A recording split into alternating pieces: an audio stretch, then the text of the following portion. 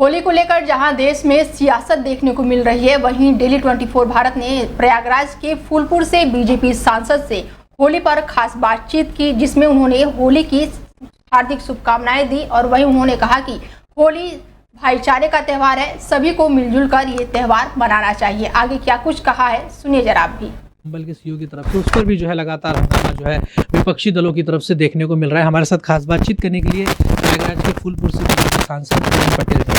Sir, सबसे पहले तो होली का त्यौहार आ रहा है, क्या कहना चाहेंगे सर? पूरे देश की जनता जो है अब होली का पर्व मनाएगी, उसको लेकर आप क्या संदेश देंगे?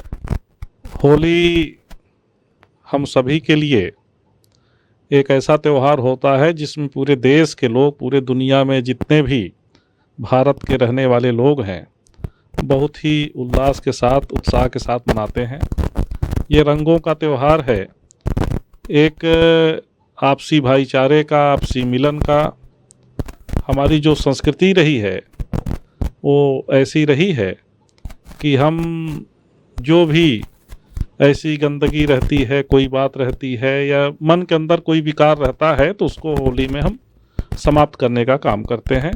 तो होली के मौके पर पूरे देशवासियों को हम बहुत बधाई देते हैं, बहुत शुभकामना देते हैं। इस तरीके से बयान भी नेताओं की तरफ से देखने को मिल रहा है। एक तरफ रमजान का भी मौका है और जुमे की नमाज भी होनी है, उस पर मुख्यमंत्री ने भी एक तरह से संदेश देने का प्रयास किया कि आपसी भाईचारा भी बना रहे और थोड़ा अगर मुस्लिम समाज के लोग अगर थोड़ा सा टाइम में लेट उसमें कुछ टाइम बदल दे तो उसमें कोई दिक्कत नहीं होनी चाहिए।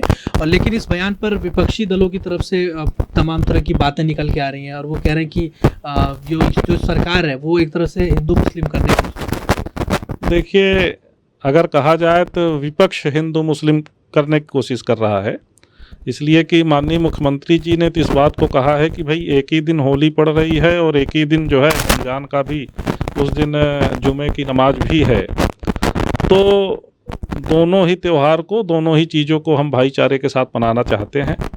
आप जानते हैं कि सुबह होली खेली जाती है और किसी तरीके से कोई बात न हो, शांति स्थापित रहे, सब लोग उत्साह के साथ इस उत्सव को मनाएं। इसके लिए उन्होंने इस बात को कहा था कि भाई अगर नमाज के समय में थोड़ा सा अगर कुछ हमको 19-20 भी करना हो तो ये करना चाहिए और इसको खासकर माइनॉरिटी के लोगों को इसको उत्साह के साथ और एक स्वागत योग्य कदम बताना चाहिए कि भाई, इसलिए कि प्रदेश की सरकार तो यही चाहती है कि शांति व्यवस्था कायम रहे और अच्छे से ये त्यौहार संपन्न हो। इस तरह से अभी बहुत सारे बाबाओं के भी बयान निकल के आ रहे हैं, नेताओं के बयान निकल के आ रहे हैं। उसमें एक रघुराज सिंह ने जो बयान दिया था कि होली पर रंगों से बचना है तो तिरपाल का बुर्का पहनकर निकले मुस्लिम समाज के लोग, ऐसा उन्होंने बोला। उसके बाद इस पर भी कंट्रोवर्सी हो गई। दूसरी तरफ देवकीनंदन ठाकुर ने बोला कि होली मुबारक नहीं कहना चाहिए बल्कि होली की शुभकामनाएं देनी चाहिए।